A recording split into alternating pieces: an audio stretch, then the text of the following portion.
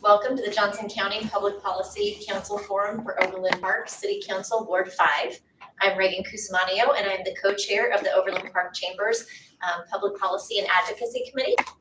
For the next 60 minutes, we'll have the opportunity to hear from the candidates from Ward 5 about the issues that are important to the business community and community at large. To start, let me introduce and welcome the candidates, Sam Passer and Sheila Rodriguez. Our format will be as follows. Each candidate will have 2 minutes for an opening statement. Those candidates will then have 2 minutes each to respond to questions prepared by the Policy Council, and then we'll conclude with a 2-minute closing statement. Prior to starting the order of speaking, it was drawn at random, so we'll start our opening with Sheila Rodriguez. Thank you. From a personal perspective, I'm a mom, wife, businesswoman, and community leader.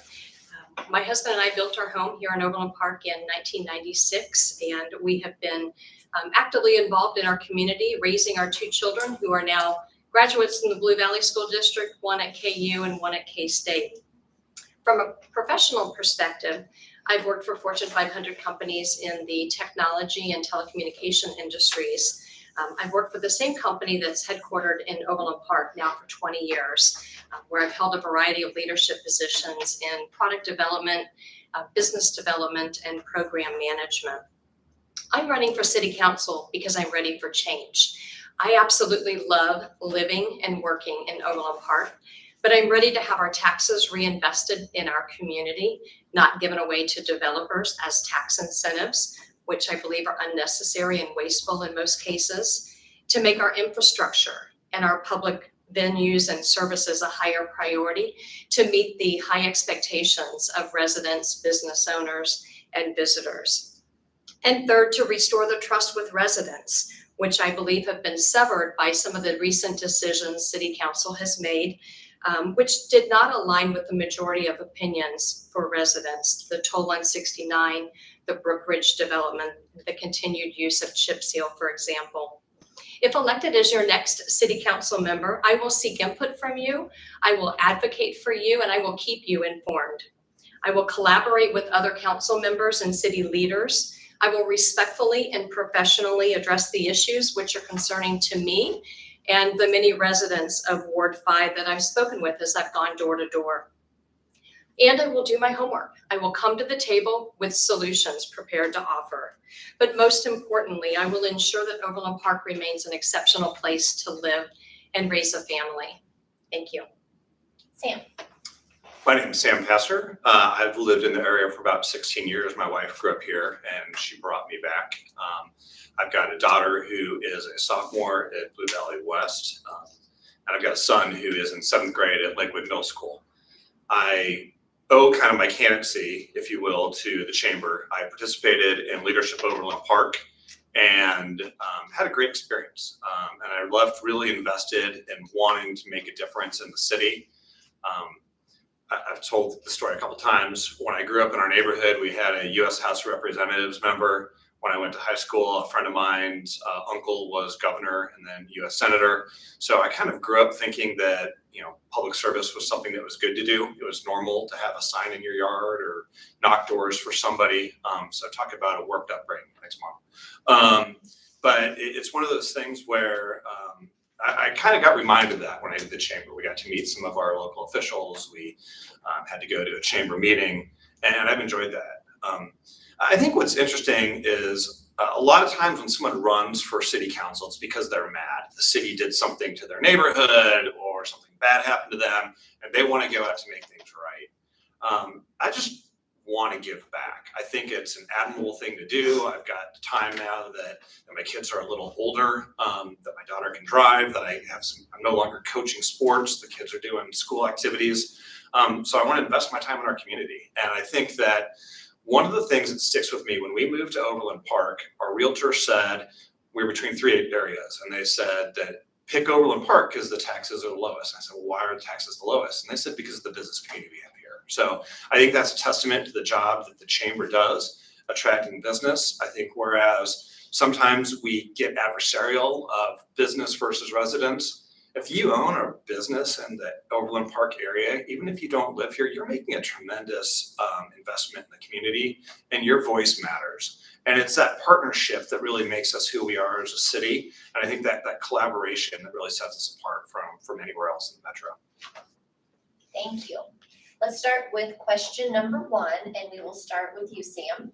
A recent poll released by the Kansas City Area Home Builders and the Overland Park Chamber Foundation found that 75% of the respondents believe the city is going in the right direction. What is your reaction to this, and do you agree or disagree? Sure. What's funny is we've got a unique perspective that we've been knocking doors and talking to anybody that will open the door for us. It doesn't go, darn, it's a politician, and slams the door and runs away. But we've been talking to people for months. And from what I've seen is by and large, people are happy in general. I think there are some things that people are concerned about and they'd like to see done differently. And, I'm taking my list and checking it twice and building a list of things that we want to do. I know Sheila's been a very passionate leader on chip seal, and I do hear that from time to time. I think that some people appreciate that, we're trying to be conservative with our tax dollars. I think some people are sick of it and they want something better. I think that there's, in general, there's some concern about congestion and where are we heading from there. But I think people are very appreciative of the business opportunities. I think they enjoy the amenities. I think the quality of life is really, well, I'd say second to none, but we were 7, so I guess we were 7 to 6. But I think that in general, we are a destination city. We're a destination for people across the country. We're a destination for people across the metro. So if anything, that number seems a little low to me. But the one thing that I've come to appreciate is there are a lot of successful people in Overland Park and in Johnson County, and you don't get successful by being complacent. You're demanding and you expect more. And so I think that people expect that of themselves, they expect that of their community, and they're going to expect that of their city council. So not surprised, but some people grade on a curve and some people just depend on what kind of mood they are when they answer the survey. Thank you. Sheila. That survey is a great tool to take a look and gauge how the city as a whole is performing. I think if you look at that, combined with the 2021 community survey that just came out earlier this week, they're certainly important, but should not be used as the only tools. And the sample size, 500 respondents in one, 1,302 in the other, is certainly not large enough to make some major decisions based off of. But I think the most important thing about those surveys is it gives us an opportunity to take that data and utilize it and make an action plan to do something with that data. If we can't change what we don't acknowledge, and while we do a lot of things right, there are opportunities for improvement. And so if we don't take that opportunity to improve upon those areas, it's really wasting a bunch of time and resources. The things that stuck out to me in those surveys this time was that the 2016, 2018, and now 2021 reveal very similar areas across all the surveys that they recommend the city focus on for improving. And so I think I think it's time to pay attention to those trends and really call them out, and time to build that action plan so we can go from A to Z. We will go to question number 2, and we will start with Sheila. What do you believe are the greatest challenges the city faces over the next 10 years, and how would you address them? Yeah, kind of piggybacks on that last answer, but overall, I think Overland Park residents have a very high opinion of the city, and I don't anticipate that changing. Like I said, we do a lot of things right. There are leading indicators, as I mentioned, things that if we don't pay attention to, we could be in trouble 5-10 years down the line. When I look at these trends, we're seeing some all-time low downward trends in things like quality of life, planning new development, planning redevelopment, prevention of crime, maintenance of major city streets, maintenance of neighborhood streets. That fell to 56% satisfaction rate, which is a 10% drop from the last survey. So I think there are leading indicators that we need to pay attention to. I think the biggest challenge will be improving the effectiveness of leadership, which was also called out in the executive summary for that latest report, and budgeting. I mean, we have a large budget, we have a large city, and it's complex. And so I think historically, from an outsider looking in, it seems like we've had a very large checkbook and we've spent very freely. And I think it might be time to tighten our belt and start looking very closely at how we spend that money. And I would prioritize things like maintenance of city streets, public safety, traffic congestion, affordable housing, just really improving the overall value that residents receive for their tax dollars. All right, Sam, same question. I think that we've got an interesting space where we have got very little green space left in kind of the south part.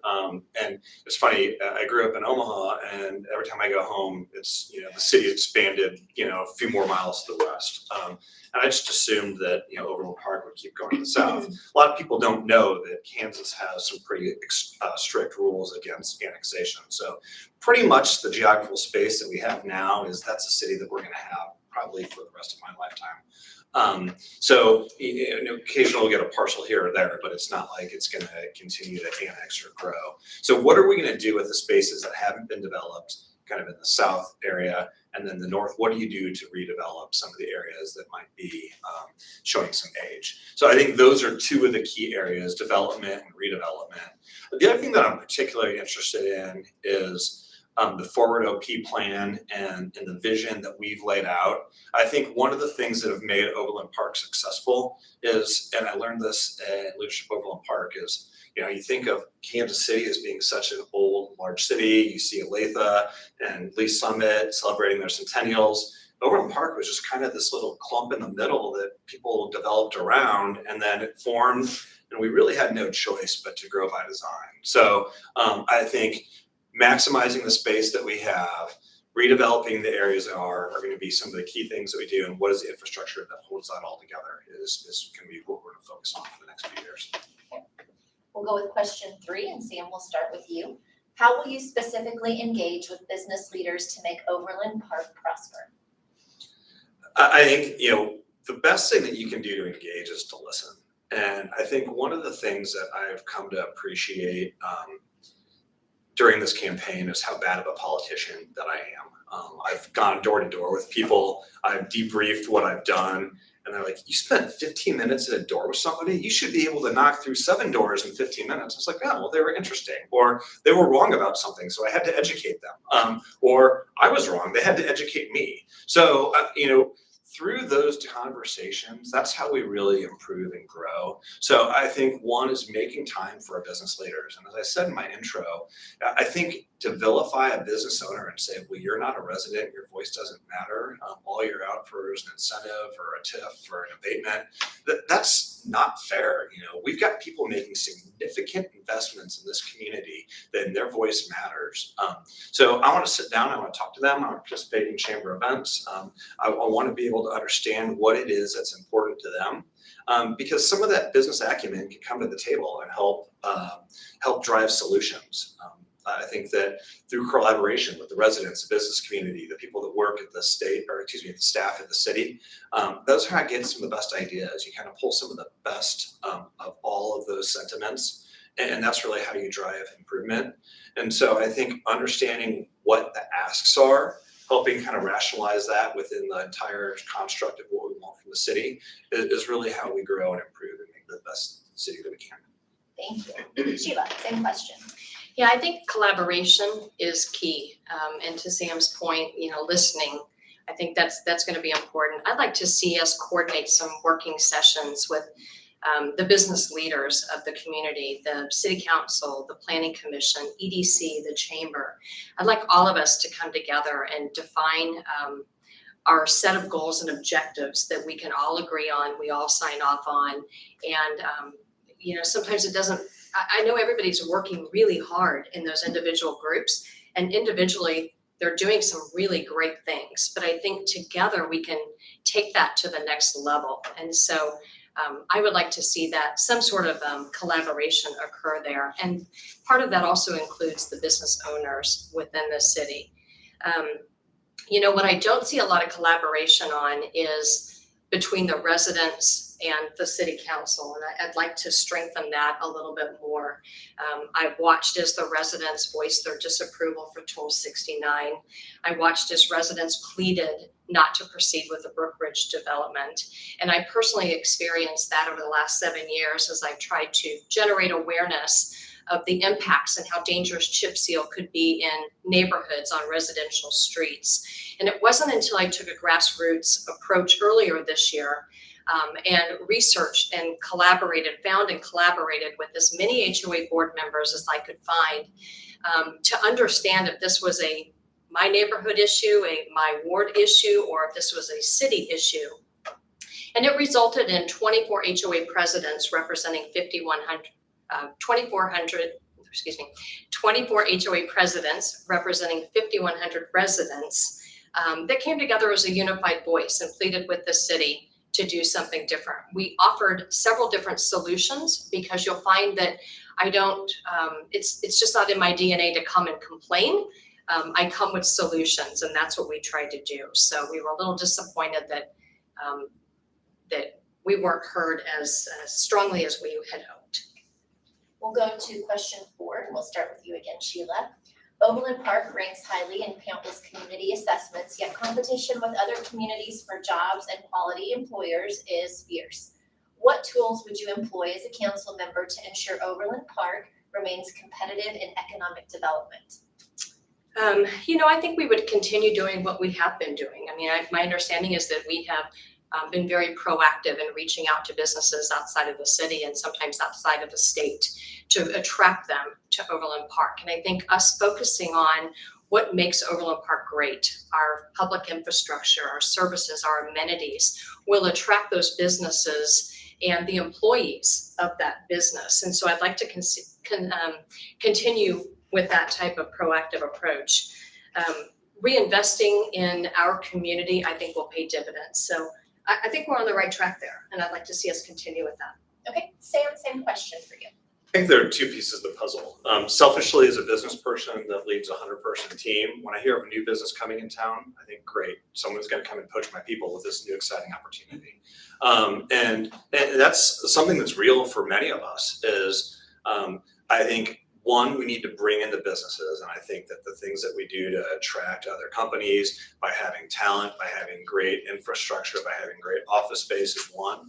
But really importantly, we need to have the amenities that attract people. We need to have affordable housing options that attract young employees, young people that want to come work. We need to have the environment where companies want to come, not just because we've got great places for their people to live, or we got great talent they can poach from people like me. But we are pulling in more people. And I think as you grow that together, it's this symbiotic relationship, much like I talked about with the city, where you've got the residents, you've got the business. I think that by offering more opportunity for businesses to come, we should continue to do. But we also have to double down on our amenities, our affordable housing, to attract more people. And that's how we all kind of bring the water level up and flourish together. Thank you. We'll go on to question number 5. Sam, we'll start with you. As you are aware, the current city manager has announced his retirement. What qualities and characteristics do you want to see in the next city manager? It's funny. I think I met with Bill and probably Sheila did as well. Is like, hey, I want to understand the lay of the land. And Bill starts explaining to me the relationship, and I go, got it. You're the CEO of the city, and that chamber is the board. And so you don't want us going down talking to your people. Like, we go to you. You're the boss, and we kind of have this relationship. And so I'm looking for a CEO mentality. I'm looking for someone that can run the city in an efficient and effective way, that will listen to the council, that will listen to the residents, that will be able to run an efficient staff. A large portion of our city budget is our city employees. And I hear time and time again that for cities our size, we have one of the smallest budgets and one of the smallest staff. So, what can we do to continue to leverage that efficient management style? What can we do to maximize our return off of that? So I'm looking for someone that that is an efficient leader, that understands the needs of the community, that can really make our staff thrive in providing the services that our city and our residents want. Okay, Sheila, same question. Yeah, solid character references, high degree of integrity, honesty, creativity. I'd like to see somebody with some experience, not only in a large business working with diverse teams, but someone with experience working with government bodies and large complex budgets. He or she will need to be strong in leadership, strong in people and collaboration skills, and willing to keep an open mind as we implement changes, because some of those changes may go against the status quo of doing business in Overland Park as we have for the last decade. Okay, we're gonna start with Sheila for the next question, and we're on question 6. How will you balance the priorities within your ward with those of the city as a whole? Yeah, I look at the priorities that are my personal priorities and try to compare that with priorities of residents when I go door to door and hear what they have to say. And for the most part, we're pretty aligned in Ward 5. We have the same issues: reinvesting taxes and infrastructure and public services, stop giving away taxes, maybe minimize or stop using the use of star bonds, stop rezoning for R6, especially if it is adjacent from a single family neighborhood, and elimination of chip seal on neighborhood streets. So those 4 seem to be pretty consistent across the board. But I do recognize as a council member that I represent the entire city. And so I would expect that each council person will not only represent and advocate for their ward, but they will also come to the table with a willingness to help solve problems for the city as a whole, regardless whether that's in their ward or not. Sam, same question. And not really that much different an answer. I think that, what we do is, this is a body that represents the entire city. And the way I would look at it is, if there was an issue that was impacting Ward 5, my peers would look at me and say, okay, well, what do the people in Ward 5 say about this? And similar, if there's something in one, I don't know the pulse of the entire city. I'll be an objective. I'll think about it from a city perspective. If I want a voice of Ward 1, I'd look at the delegates or the council members from Ward 1 to get that perspective. So I think, 1, the role is citywide focus. I think 2 is you have a role to kind of be a voice for your ward. And so you can educate other members, maybe any nuances that are unique to your area. But then you can't, just kind of go for your ward. We're a city, we're a community, we're a collaborative effort, and you put all that together, and that's the role of city council member. Thank you. We're gonna start with question 7, and Sam, that's for you. According to the Johnson County Community Housing Study, Overland Park needs approximately 4,600 owner-occupied housing units at or below 250,000 and approximately 2,700 rental units with monthly rent at or below $1,000 to satisfy attainable housing needs by 2030. What is your reaction to the finding, and what specific proposals would you bring to the table to support attainable housing goals? It's a long one. It's a pretty big gap from what's on the market today, right? I look at neighbors that have been selling their house, and my neighbor said, "You see what they sold their place for? If we sell ours, well, where do we go?" So I mean, the housing market is out of control, and it'll probably come back down as as the economy normalizes and left kind of post-COVID and all that. But the numbers that you give are certainly different than a lot of the areas in our city. And I think what's important is, when I talk to residents, there are concerns from people that are nearing retirement age that want to stay in Overland Park because that's where their kids live, that's where their grandkids are.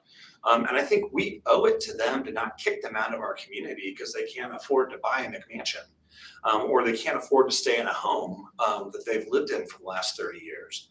So I think that we need to take the data that you provide seriously. I think that we need to look at how we're doing things a little differently. I think the city has done some nice ways of rezoning some of those extended stay locations. I've talked with the Kansas City chapter of the Home Builders Association, Will and team. They've got some great ideas that they've brought in from, what's going on across the country. I know there's been a lot of talk about cottage homes. I think it's time to take that seriously. I don't think that we need to be a community for the affluent. I think that there's a balance between many different types of folks, where we have attainable housing, where you can have a new teacher live, or a new police officer live, or a retired couple that just want to be by their family. And the data that you cited, I take seriously, and I'm up to the challenge to partner with people like the Home Builders Association to find a way to achieve the results that our residents need. Okay, Sheila, same question. Your findings are not surprising. When I first heard that, I was not surprised. But I believe this is a bigger issue than just City Council. I think we can certainly lead the effort, but we've been talking about increasing affordable housing for many years now. I think the one thing that we've just lacked is that action plan of, how we take it from point A to point Z, if you will.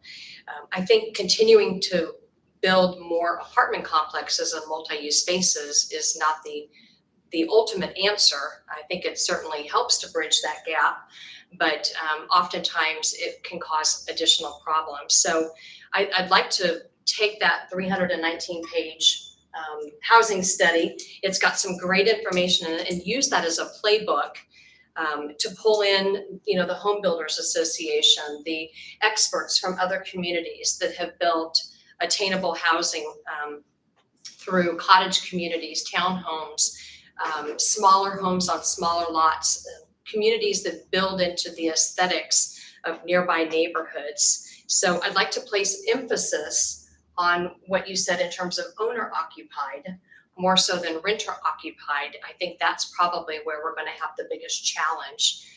But not always, but often, owner occupied units have a little bit more pride in their property. They tend to be a little bit more invested in their community. And so I think if you had to pick between the two, I would prioritize owner occupied above renter occupied. Thank you. We're going to start with our next question, and Sheila, that will come to you first. What elements of Vision Metcalf and Forward OP do you believe are the most important for the future of Overland Park? I love the changes that came from Vision Metcalf.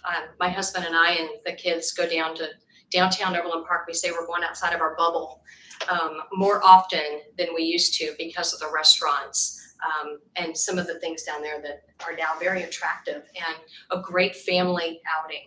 And so I think they did a really nice job with that. Forward OP is a little bit more broad, citywide. We may need to take a look at that. It's very comprehensive, but we may need to update that due to the pandemic and having so much vacant properties now with commercial space and office space. But I'd like to see us continue to do more work with the EDC and Chamber so that we can continue to build upon those visions and those strategies, and maybe incent people to utilize the vacant properties rather than build new, which I think helps to preserve some of that limited green space we have throughout the city. My concern and the things I wrestle with is the model that worked really well over the last 60 years that made us this first-class city of who we are, and how much of that we can repurpose for the next 60 years. I think there are some changes that will be inevitable if we want to be sustainable. Okay, same question for you, Sam. I'm just astounded by kind of that Vision Metcalf and what you see when you drive by. The office that I was working at pre-COVID was by there, and we'd pop in. I'm like, where did this come from? Just the development and growth and the new opportunities that are there. I mean, it's really revitalized that portion of town. And I think Forward Overland Park, Forward OP, had a lot of that same vision. And I do like the collaboration. I think the process that went in, the inclusion of pulling in so many different people, it was a tremendous undertaking. And I know I've spoken with the chairs that put that together and some folks that were on it. And I think that vision is great. And Sheila brings a good point, kind of in this post-COVID world, lots changed. The notion of, hybrid work environments, remote work working. I really like the notion of kind of live, work, and play. Well, if people are working from home, you've got a building that's right next to you that you could go to if you had to. So there's probably some places just to double check our work. But in general, I am just impressed by the vision that was set forward in Ford OP. And I think that one of the things that it's good is we've had so much stability in Overland Park with Mayor Gerlach and some of the council members that have been on. We've got a vision that we've executed against, and it hasn't kind of been herky-jerky. So I think that it's important to stick to that vision, kind of modify where we need to. But in general, let's press forward.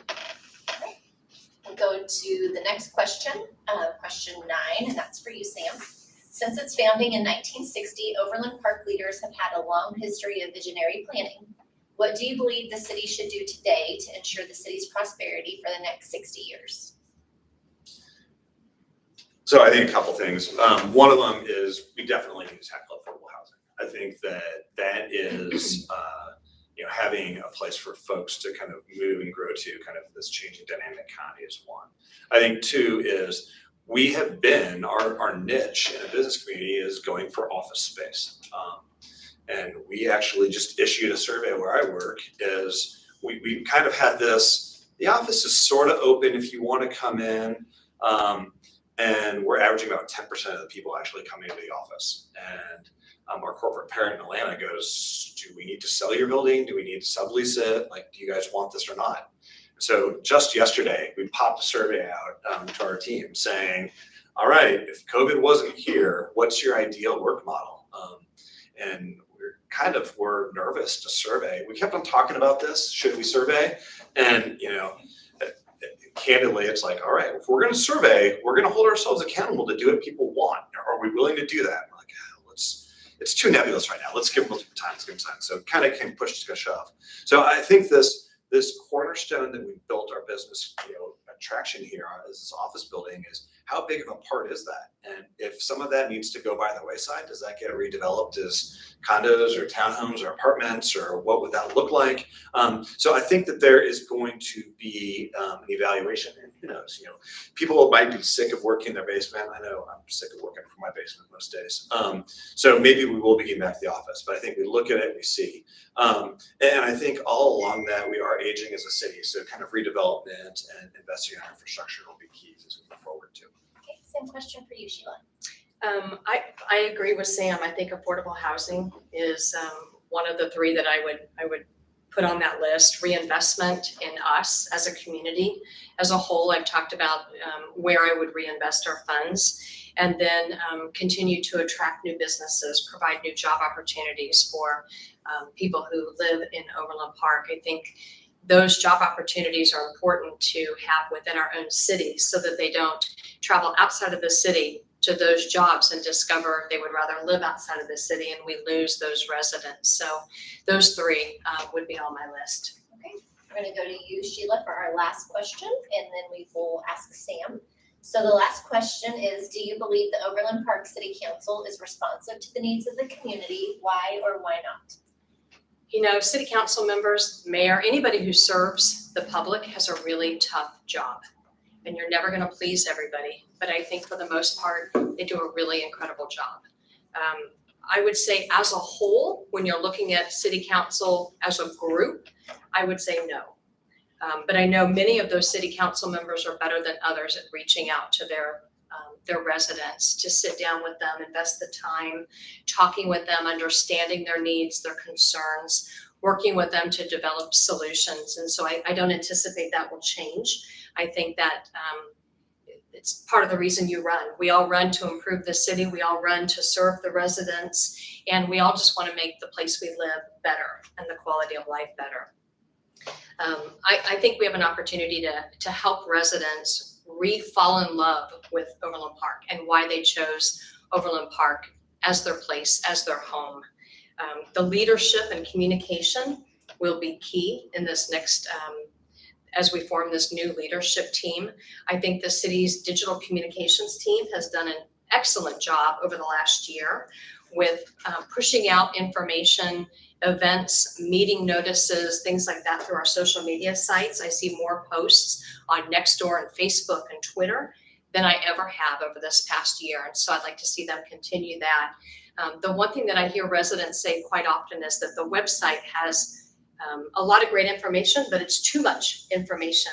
It's like a data dump, and they just want it summarized. So I'd like to work with that digital communications team, or maybe even each individual city council member, to summarize that information, whether that's that's a social media post, that's a newsletter. I don't know what that looks like, but something different than overview that we get in the mail that has a more high level set of information about events and festivals and programs throughout the city.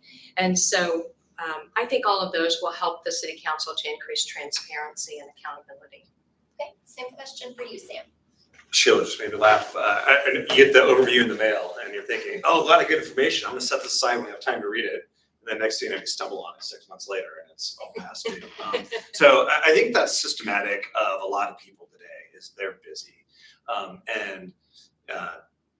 I think that's one of the things that's a challenge. And I see this at work too. People want to know what's going on. So you send them a newsletter and you tell them what's going on. And they're like, I don't have time to read that. It's too long. You're like, okay, well, how do you win here? And I think that it's meeting people where they are. It's Facebook, it's Twitter, it's Nextdoor. It's not a click here to link into this 365-page study about housing and how expensive it is. It's what are the bullet points? And I think that one of the things that I've been told that I do well is I can summarize an issue and really cut to the chase of a problem. In fact, I'll be in meetings and people will be bickering back and forth, and a boss or someone will look at me and they'll say, okay, what do we need to do here? And I just am able to, just through my experiences, go, here's the reason to do this, here's the reason to do that, and this is why I want to do this way. And oftentimes that makes sense. So it's that clear, concise. I think oftentimes we're so overprotective of wanting to share all this facts. Sometimes you just need to lead. We went to this meeting and these were the things that were most important, but you didn't talk about these 20 other things. Fine. I talked about the 2 that's most important, and I'm going to own that because I'm a leader and I want my residents to understand what we're doing. So to me, I think it's really a couple things. One is being accessible. It's meeting people where they are on social media, being very concise and recognizing people don't have the time to really dig in. And people ask questions. They might say, well, what do you mean the average house is going to cost this? And they'll dig into details. But if you don't whet their appetite with that bullet, then they're never going to get through that 365-page document. All right. We are going to, can I have 10 questions? So we're done with our question portion of the evening. So I get 20 minutes for my closing. Well, I didn't think we planned for that, but if you'd like to stay afterwards, we would feel free to do so. In conclusion, I'd just like to thank everyone for coming this evening and attending and watching online. I'd especially like to thank our candidates for participating in today's forum. We appreciate your time and your willingness to serve the community. A recording of this event will be posted on our voter education site at votejoco.com. And finally, we encourage everyone to learn about the candidates and vote. Advanced voting in person does begin on Saturday, October 23rd. And polls will be open on Election Day, Tuesday, November 2nd from 7 a.m. to 7 p.m. Thank you. I'll give 2 minutes for closing to Sam first, and then we'll go to you, Sheila. Thank you. Thank you. Definitely thanks to the Chamber for hosting. This has been a great day. Talking about our community is always time well spent. I think when I got into this, I really wasn't quite sure what to expect. And it's been quite an experience from talking to members of the business community, talking to residents. I find that there's a lot of passion out there. I think that people really care about Overland Park. And I think what's great is everybody wants the best. And so I think one of the things that we're at an inflection point where you've got some people that are concerned and are upset. And one of the things that's bothered me the most is some of the perception of, gosh, someone's doing this for their self-interest. And when you break it down and go, well, why do you think that? And you have that conversation and you get beyond the headlines and you get past the 140 character tweet and understand what the intentions are. I think what is helpful is everybody has the best interests of the city at heart, and I think when you make that presumption of innocence and have these conversations, it really helps elevate the level of dialogue that we have in the city. I think that there have been some tumultuous conversations, and it's been frustrating to watch some items unfold in the city. I think it's a time to kind of reinvent ourselves and get back to kind of common decency and working with each other. I think I bring a calm, level head. I think I'm an excellent team player, where we'd enjoy kind of pulling the city together, bringing in the new city manager, working with a new mayor. I think it's an opportunity to really kind of dig in and reevaluate how the city's been going and help take us to the next level. So I've thoroughly enjoyed the last few months, and hopefully the residents enjoy the conversations that we've had, and it turns into the next 4 years. But I've enjoyed it. Thank you. Sheila. Yeah, thanks again to the chamber and for everyone watching. This is a really important election for Overland Park voters. Not only are you going to elect a city council member for Ward 5, but we're going to be electing a new mayor, a mayor that we have not had, or a new mayor after 16 years. Forums and websites and social media sites are all really effective tools as you research and decide who to vote for in an election. I also encourage everybody I speak with to also take a look at each candidate's donor list. You can request that from the donor, or you can download the full campaign report from jocoelection.org. Many candidates have 30, 50, 60% of their donor list that have contributions from attorneys of developers, consultants, engineers. Some of the same firms that are leading large projects in our city today, the Toll 69, the Brookridge projects. I'm all about transparency and positive change. And so you'll notice 100% of my contributions come from my family, my friends, and supporters like you. I will not and have not accepted any contributions from anyone that may expect something in return from me in terms of my future support or vote. If elected as your next city council member, I look forward to bringing my professional experience, my community involvement, and that can-do attitude to the position. And lastly, I want your voice to be heard. I would love to hear what changes are important to you. And so in addition to my active Facebook page, I always encourage and welcome people to call me, email me, text me. I'm available to answer any questions that you have. And so residents have a choice in this election of who to vote for November 2nd. So I just appreciate the opportunity to earn your vote on or before then. Thank you. Thank you, everyone. Have a wonderful evening.